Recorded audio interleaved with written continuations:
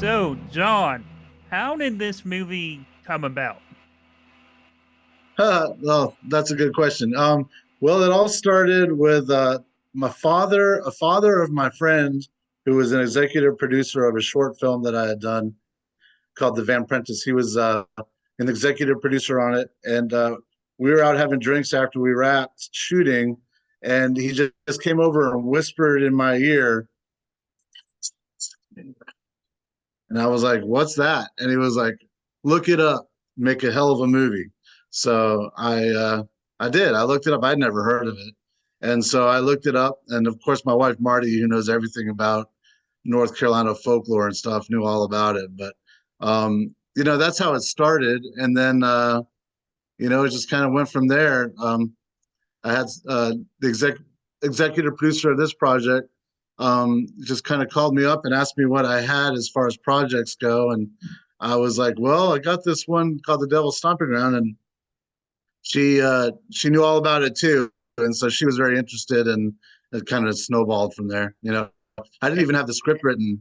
It was just an idea and then it got financed. It was a low budget movie, but it was financed before I even wrote the script. So Yeah, and that had to be exciting for it to already be financed before you started writing the movie, so you know it's going to get made at least, right? And being on the Devil's yeah. Stomping Ground, was that area itself being in those woods on the camping grounds? Oh yeah, we actually shot the movie out there for 9 nights. We had a few other days and other locations, but the majority of the movie takes place out in actually on the real place. It's called the Devil's Tramping Ground. Camping ground, In the okay. movie, we call it in the movie we call it the Devil's Stomping Ground, which is an alternate name that some people use, but most people call it the Devil's Tramping Ground. There's a road, a street sign out there that's actually like a state street sign that says the Devil's Stomping Ground. No, the Devil's Tramping Ground Road, which I thought was really weird. We actually featured in the movie. It's so unusual that in the middle Right. of nowhere there's a road that's a street sign that says that, right? And so it leads you right to it. Yeah, that has to be a very long street sign for it to say that, right? Yeah, well, it fits in there.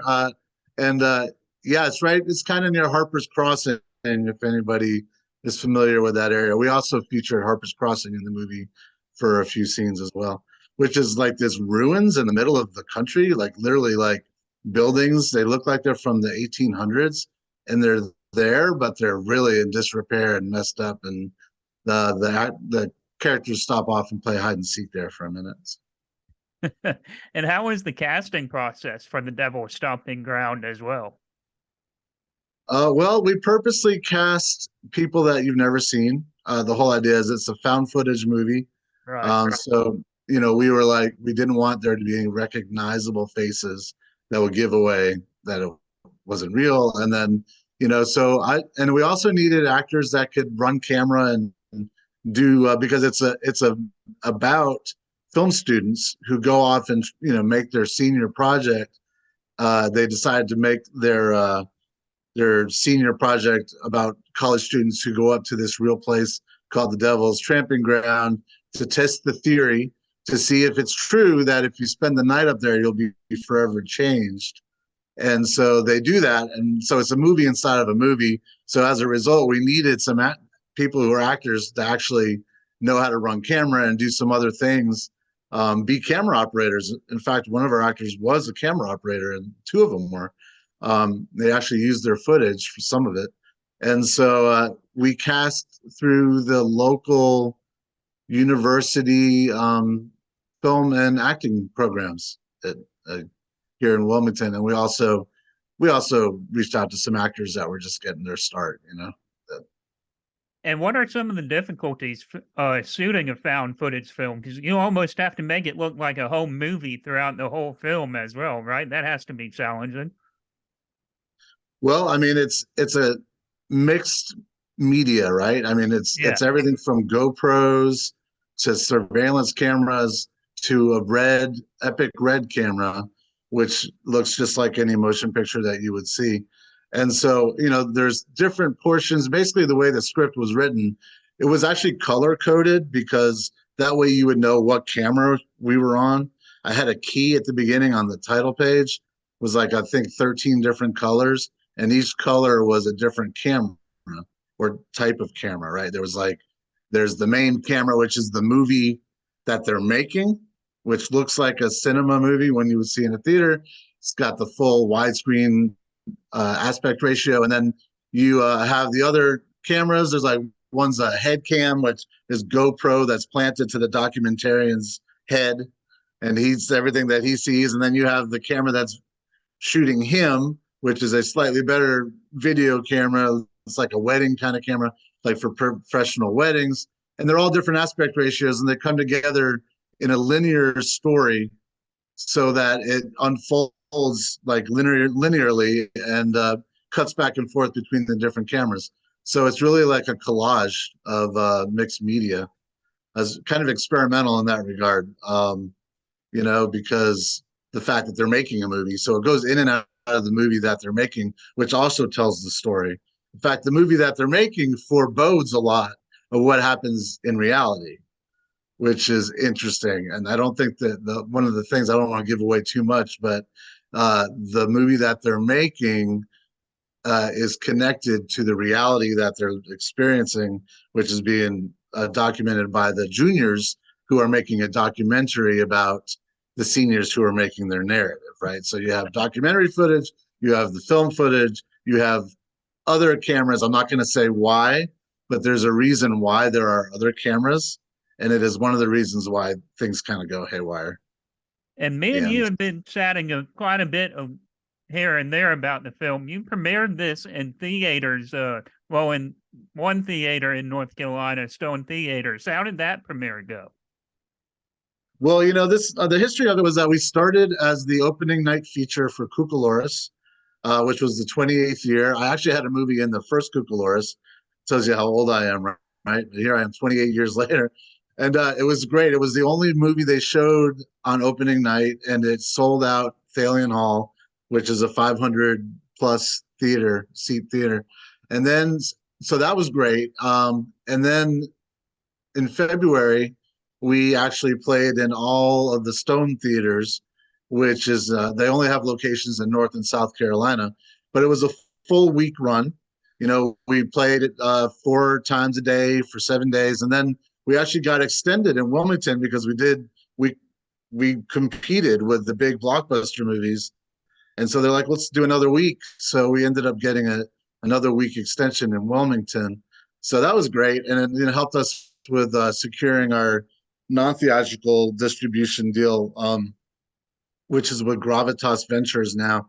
And they're going to be releasing it June 27th on, starts on demand, which is common for even for big movies nowadays. Yeah. Like, after they do their theatrical, they tier it, and they start with on demand, which is like traditional pay-per-view, and then it goes from that to subscription video on demand, and then after that it'll go to AVOD, which is advertising video on demand, the ones where you see commercials like Tubi and stuff like that. Right. So it's going to have a cycle, and we'll see where we end up at the end of it. Right now, we're doing pre-orders on iTunes because we want to improve our placement for release date. And the more pre-orders you have, the better placement you get on there on Apple TV. So, And how was it like knowing or finding out that moment that you got distribution for videos on demand and all that stuff as well from Gravitas? How did that feel? I mean, that was great. We had been working on it, and they were aware of our theatrical while we were negotiating. So I think that helped. We got a lot of good press out of it, and we're really fortunate. And it actually, was covered on affiliate network news stations in 40 states across the country, which was great for us because, that's the kind of stuff you usually pay a lot of money to get that kind of media Right. exposure. And so we, I think Gravitas liked that. They also liked the movie from the beginning. So it was great. I mean, I've been working on that deal for a while. We also had another movie called Remember Yesterday that I produced. I produced with my wife, and my producing partner is my wife, Marty. She's not here, Marty Landau. She's not on the camera right now. But anyway, so there's another movie out there called Remember Yesterday that you can also rent. That's already available on iTunes and Amazon and YouTube and on demand and different. It's on Tubi, I think, too. So what can the audience look forward to in the Devil's Stomping Ground when they get to watch it?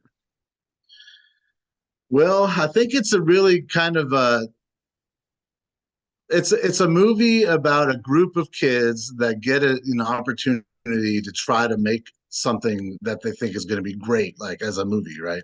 They're students, so they get this great camera from their, and so basically what people have to look forward to is watching this group of kids go on this little adventure. One is to try to see if they can make this movie, but at the same time, it's an exploration of a North Carolina folk legend. And the movie is structured in a way where it takes you there, and then you get there, and it's the real place, and then you spend the night there. So it's actually like, if you've never been there, or if you have and you just want to check it out anyways, it's a way to get to go visit this place, because it is the real place. And then, what happens after that is it's the effects of being there. And it gets really crazy. A lot of, I had the sound mixer on it said that he felt like it was a wild thrill ride. So let's say that they can look forward to a wild thrill ride.